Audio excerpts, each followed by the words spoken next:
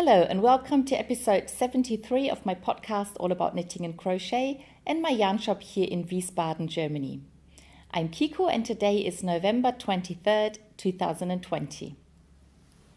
Today I have the books for both of the things I'm wearing, even though I didn't have the book for the Nuvem when I first knit it because I bought it as a single pattern back then through Ravelry. But I think it's one of the most famous designs by Martina Behm. It's this really big shawl, almost blanket kind of shawl that's called Nuvem, and it's in her first book, or it's in her. It's not the latest book, but the book before. Anyway, it's this book with original designs by Martina Behm. It's available in German and in English, and it has all the designs that she pioneered. I don't want to say she invented them because, as we all know, a lot of knitting patterns are being invented by several people at the same time or at different times. But all the shapes in this book were fairly new when she came up with them. So the Nuvem is this big shawl. It's fairly simple to knit, and the original has just this very easy edge where you double the stitches and then you knit a few rounds and then you cast off and you get this I can't think of the word what you call it because but it's like this wavy edge that you get when you do that. And so I used Opal yarn inspired by Hundertwasser, by a piece of art by Hundertwasser, and it has some glitter in it. I think should be visible on camera that it has glitter. And I still remember when we had it in the yarn shop where I used to work, I wanted to make something with it, but I thought if I knit socks, nobody will see them and it'll be a waste of this beautiful glittery yarn. And then my colleague said, oh, we'd been looking at this pattern before, and I had wanted to knit one of these because I love big shawls, but I just wasn't sure what yarn to use, what color to use. And then those both ideas sort of came together, that I wanted a simple design to show off the yarn, and I had the right yarn to knit this design. And so I got the yarn, meaning to knit this shawl, but I didn't really get round to doing it until I learned that my son, who was at the time 18 years old, so he wasn't a little boy anymore, but he needed to have an operation and he had to be in hospital. And I thought, I need something easy to knit while he's in hospital and I'm worried and thinking about him. And so I started knitting this shawl before he went to hospital so I could concentrate on the beginning. And once it's set up and you just knit in the round and you increase at those specified places, and it's really easy knitting. And I probably knit like half the shawl while he was in hospital. But then everything went well and he was fine. Everything was okay. And I kept knitting and knitting and knitting. And I think at the end, before I did the border, I had, 800 stitches. So it's quite a huge thing. And then I wasn't worried anymore. My son was fine and I was getting bored. And I thought, no, I don't want to just double the stitches and keep going in stockinette stitch. So I looked for a different pattern and I found this lace pattern. It's the border of a different shawl that I'd been looking at. And I decided, well, I can try the pattern for this project. And if I like it, I can do the other shawl as well, which I have never done. But I cast on new stitches and then I knit to and fro, and at the end of the right side row, I would knit one stitch of the edge and one stitch of the shawl together, and then I would do the wrong side row and repeat the whole process. So I had to knit twice 800 rows, which was quite crazy. And at first I was a bit worried because the colors come out so differently, because with the shawl itself, the rows are quite long to begin with and they get even longer. So the stripes are very, very thin. But with the edge, because I only have a few stitches, I ended up having those bright stripes, and I wasn't quite sure whether it would look good, but after I knit quite a bit, I decided I like it. I like the effect that the colors come out differently, and I really like the pattern, and it felt like forever, but at some point I was actually done. I remember that when I was getting closer to the end, I would sometimes knit 2 stitches of the shawl together, so I skipped a few rows, and that wasn't because I was getting tired. I was, but the main reason for doing that was I was afraid of running out of yarn. I used 400 grams for the whole thing, and I knit about 300 grams in the main part of the shawl. And I'm not quite sure whether I had already started the 4th ball of yarn or whether I finished the 3rd ball on the edge, but I know that this edge is about 100 grams of yarn, which is quite a bit. But I managed to finish it without running out of yarn. I sewed the beginning and the end of the edging together somewhere. I don't know.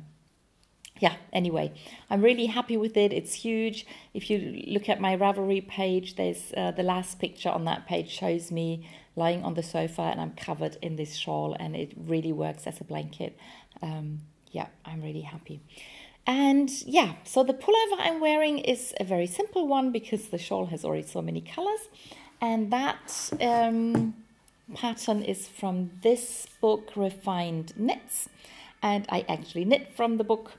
And the pullover in the book is knit in red yarn, which is very beautiful as well. So this is what the original looks like. And you can see it has 1 cable on the front, and it has 1 cable on the sleeves. And then the most interesting bit is the back, where you have these 3 cables running down the back. And the front and the back of the pullover are knit the same, so you could actually wear the pullover the other way around if you wanted, but today I'm wearing it as it's in the book. So this is the 1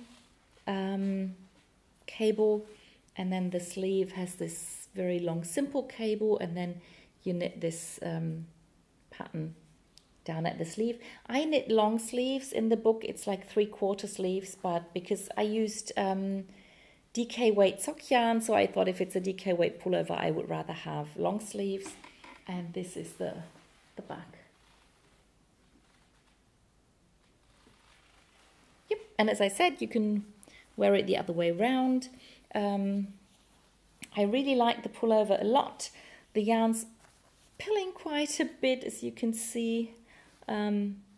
But that's okay, I don't mind, and I still like it, and it's one of the few neutrals that I have, so I can combine all the colorful shawls that I have with this pullover, so that's why it gets worn quite a bit.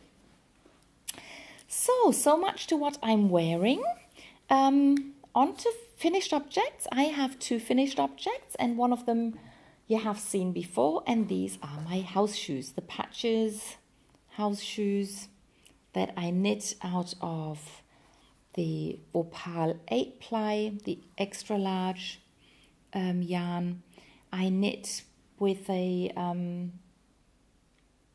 I think I used a 4mm needle, and they are quite okay, but I think they might be even nicer if you knit them a bit tighter. So next time I would probably use a 3.5mm needle to knit them, or I would do the same I would use the same yarn that I used for my sister's house shoes, where I used the DK weight sock yarn held double, and I knit that with a 4.5mm needle, and that's a really nice dense shoe, but it's also hard to work, so I can only do that every now and then. Something on my lip. Okay, so the other finished object is one that you haven't seen before. Oh, one more thing. There's something I wanted to mention last week and I forgot about it. At the end of the show, I'll show you the Slipstravaganza by Stephen West. and that's the big mystery knit along that he was doing a few weeks ago.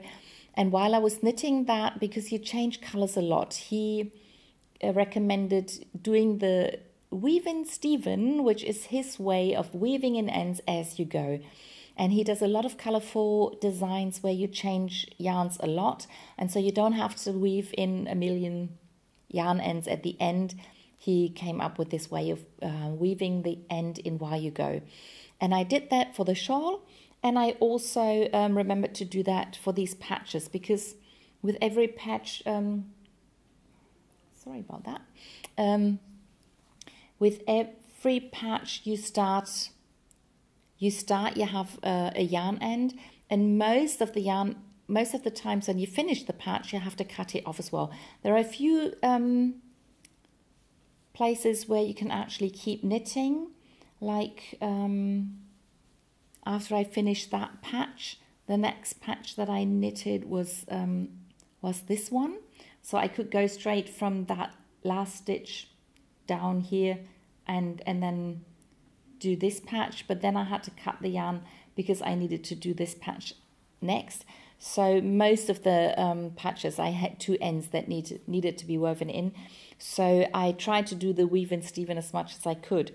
And the reason I'm telling you all this is because when I started knitting this patch, this at the back of the foot, the yarn was this purple color, and I picked up the stitches and knit, and then I knit back, and then I meant to do the Weave in Steven and I forgot about it. And then when I knit back, I realized the yarn was white now, so I wasn't quite sure whether it was would make sense to weave in the purple yarn in this white patch. But I thought, well, I can try, and if I don't like it, I can take it out again. And so I did. And the interesting thing is that you can see this purple yarn going round the white yarn on the inside rather clearly. It's not too clear on camera, I think, but in reality it's really easy to see. But then when you look on this side and you look in between those two white rows, it's absolutely invisible.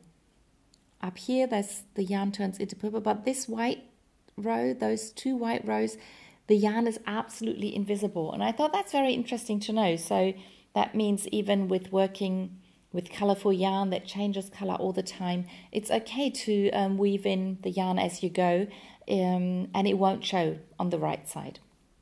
So some people might argue it's not that safe if you just weave it in one direction. And sure, you could always leave it hanging a bit and then sew it in later in a different direction, or you could weave it in as you go on the row back, but then it might be visible on the right side. I don't know. I've done it this way now, and I'll try it, and I'll wear it and wash it, and I'll see what happens. And if it comes undone, I'll let you know, but I don't really think so. So that was my first finished object, and the second finished object you haven't seen. And the reason I knit this, there's two reasons for this. One reason is that I got new yarn for my shop by Hansa Farm. Hansa Farm is a small German company who import alpaca yarn from Peru, I think. And I've been selling their yarn ever since I started my shop, but I don't order with them too often because they usually don't sell through shops, but they just sell the yarn by themselves. So the margin of what do you call it? So I don't really earn a lot of money by selling this yarn because I don't get quite as good a price as I do with other companies. But I still love their yarn, so I will buy it every now and then and sell it in my shop. And they had sent out an email saying that they've come up with a new way of treating alpaca yarn so that it's machine washable.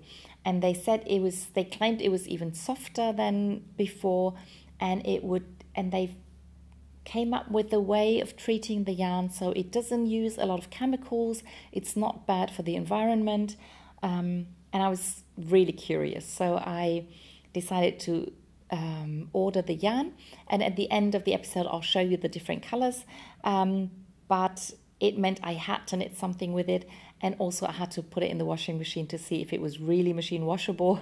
And so I planned on knitting something smallish.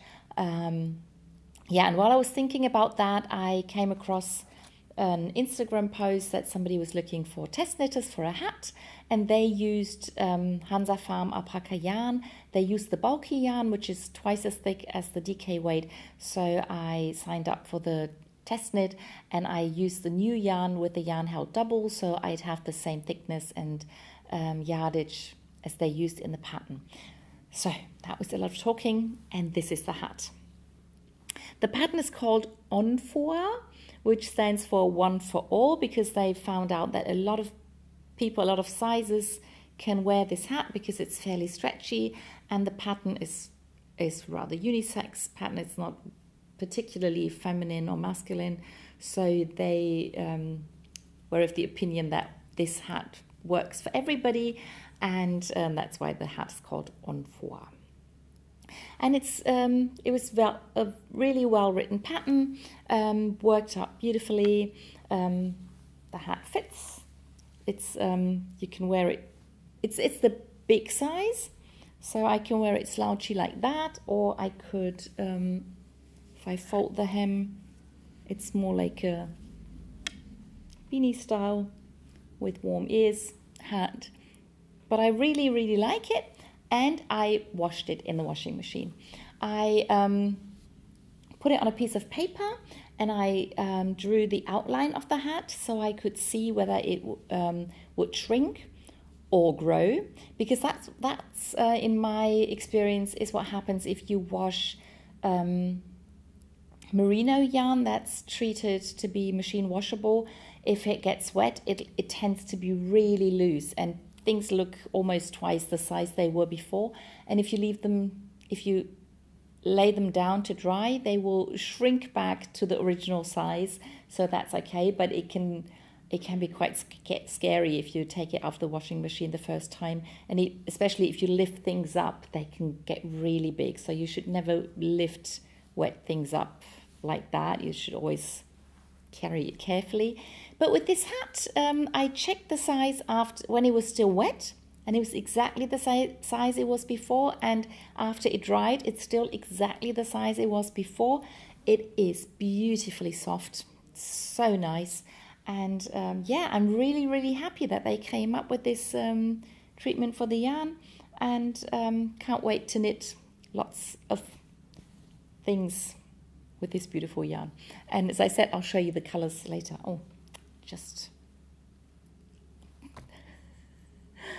I try to make a nice, or prepare a nice picture to use for the beginning of the video, and I almost forgot.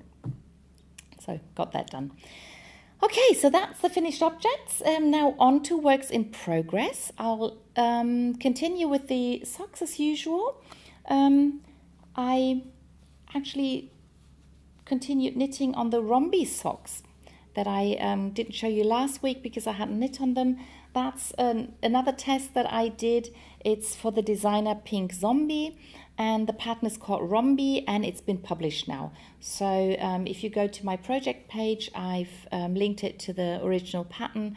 You can go and buy it there, and it's a very subtle slip stitch pattern in one color, but because of the slip stitches, you get this very subtle patterning on the sock. And because of the slip stitches, you have the floats, which means the socks are really nice and warm. And this is another yarn by Hansa Farm. This is their alpaca sock yarn.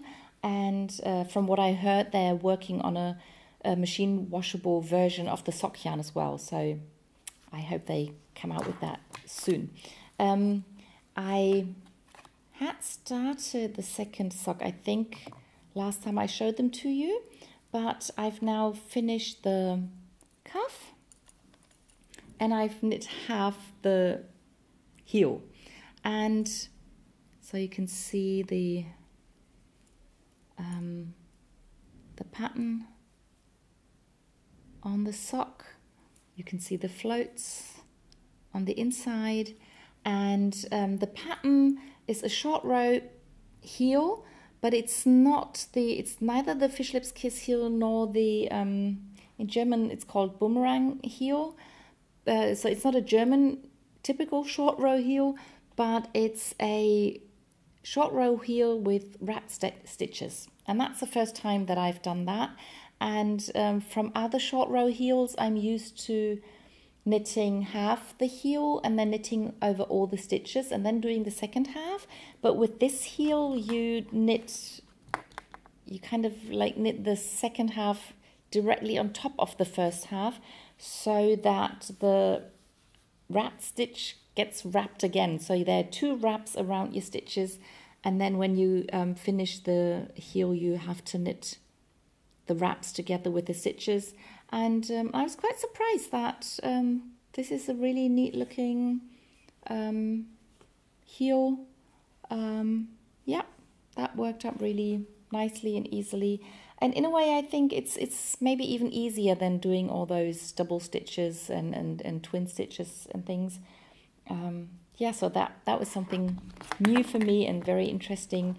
And there are 3 more patterns that Pink Zombie designed in this technique. So you can either go and buy this one pattern if you're interested in it, but you can also get an ebook with all 4 patterns using this technique. And then you get 2 socks that are top down and 2 that are toe up. And yeah, they're really nice. Then the next sock that I want to show you is another green sock that I want to donate. And I had hoped to finish it last week, but I didn't. So I knit like half the foot. So I really want to make sure I finish it this week, so that next week the whole package with all the socks that I've knit and all my friends and customers knit and brought here, that we can make a big parcel and send it to the organization, so that the women who are in hospital can receive a pair of green socks and get some help and some hope and some comfort with that. That's of course Opal sock yarn. The green solid color is one of their new colors, and the green and yellow yarn is a rainforest color. Then that's the socks. I'm working on the brioche sock. I didn't bring today because I only added a few rows and you can't really tell the difference. So maybe next week. But I did continue knitting on the leg warmer that I started knitting. This is another rainforest color, but it's the DK weight, and it's a 2-color brioche, and the other side I'm knitting in black yarn, and the first ribbing was done in the blue yarn and the second ribbing will be done in the black, so I can decide what way to wear the leg warmers, whether I want the blue to show more or the black. And yeah, I just need to continue knitting those. Not quite sure how long to make them yet, but yeah, we'll see. This is with the first one, it's always a matter of knitting and then trying on and thinking about it and then knitting some more, and we'll see how long it gets. And then with the second one, it's easier because I know how many rounds I need to knit. And then I'm going to show you the next project I'm knitting on double pointed needles. It's not a sock or wrist warmer or anything, but because it's knit on double pointed needles, I thought this was a good time to show you. And that is another of Sarah Shearer's Here We Gnome Again gnomes. I had started this, I don't know, 1 or 2 weeks ago, because I'm waiting for the next mystery gnome pattern to come out. And while we are waiting, I thought I could just knit another one of these because I love them. I love the pattern. And I finished the hat and I've started the body. Yeah, so this keeps me busy. Whenever I think of the new gnome pattern, I want to knit that, I'll sit down and knit a few rounds on this. And hopefully I can finish that as well this week, because tomorrow next week should be the 1st of December, and then the first clue comes out and I can start knitting the mystery gnome, the adventurous gnome, I think it's called. And don't know if I talked about it last week, but I was asked what colors I was going to use for the new mystery gnome. And I had said if the leftover yarn of my Slipstravaganza, if there's enough yarn there to do the gnome, I might use that. And so far, the turquoise is only 17 grams, so it's not really enough. We're supposed to have 20 grams, but most of the times we don't need the whole 20 grams of yarn. So I was thinking I might try and do that. The white, I have 21 grams left. I'm still knitting with the dark blue, as you will see in a few minutes, so I don't know yet. And I've decided that this is going to be my fourth color. So it's really colorful, it's very variegated. I know that Sarah advised against doing that, but I just like the way the colors look together, and I think I'll risk it, and I'm pretty sure I will still like my gnome. So this is what I'm planning now. And if for some reason I don't like it at all, or maybe if the dark blue, if there's not enough left, maybe I'll change my plans, but that's what I'm going with at the moment. So, what else? For something completely different, I did continue knitting on my grey jacket. Again, this is a project where you can't really tell the difference, but I can tell you that I finished knitting the ball of yarn I was working with last week, and so I know that with one 50-gram ball of yarn I can knit this much, and I still have 2 more balls, so I've measured it, and the jacket will like come down to mid-hip, and then when I add the black yarn, the border, it'll be nice and long. It's not as long as it's in the book, but that's what I expected, but it's still not a short jacket, so I'm really happy and looking forward to finishing that. And I'm not really looking forward to picking up all the millions of stitches on the edge, but this is something that will have to be done so that I can finish that jacket at some point. That's a Filda yarn. I'm knitting with a 5.5mm needle, so it's a bit quicker than most of my projects, but it's also rather boring. But that's okay. I'll love the jacket once it's done, and I have to make sure I knit that when I'm either engaged in teaching or talking with someone or have a nice movie to watch, something like that. Okay, what else? I crocheted a bit. I continued crocheting on my Carnaby crochet along. I have finished all the pieces for the front and backs. I finished the first sleeve. This is what the sleeve looks like. This is the way the sleeve is written in the pattern. And this is what the second sleeve looks like. So I decided to change things up a bit. So I started with the same color as with the first sleeve, but instead of going through all the colors for 3 times, I decided to sort of organize the colors. So I have green, 3 stripes of green. I'm now doing 3 stripes of orange, and then I'll do the pink, yellow, and blue. And then, so the beginning and the end of the sleeves will have the same colors, but in between they'll be different. And if I find the time, I will start attaching the front and back pieces. But I'm not too sure I'll get it done this week, maybe next week. But I am really hoping to finish that pullover soon. And I also continued crocheting on one of my blankets. And I crocheted a whole handful of these things. And all those who've watched my videos before or have been watching my videos like weeks ago, they might remember what this is about. And this is a blanket with cats.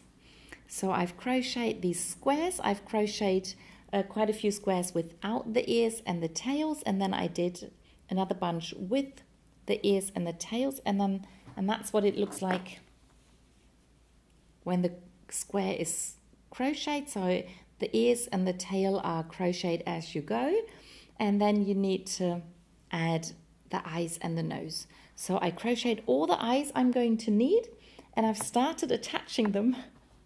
But if it's only the eyes without the nose, they rather look like zombie cats. So I've managed to do 4 zombie cats. And that's why I brought this cat, to show you this is what they're going to look like when I'm finished with them. So I still haven't crocheted the noses. I'll attach the eyes, then I have to crochet the noses, and then when I sew the nose on, I stitch in the mouth and the pupils for the eyes. So it's not too much, but at least I did get back to work on these, and I hope to finish this blanket as soon as possible, as with most of my things. So that was the crochet. Now onto the Slipstravaganza, onto the 2 knit-alongs that I am taking part in. And I have, wrong side, I've almost finished. As I said before, I decided to do only 5 of the 6 stripes that you can do at the very edge. So I did the white, turquoise blue, turquoise white, and then I knit 1 row of blue, and I started the I-cord cast off. And the reason that I managed to do all that was that last Saturday I was in a rehearsal for a church service that was televised.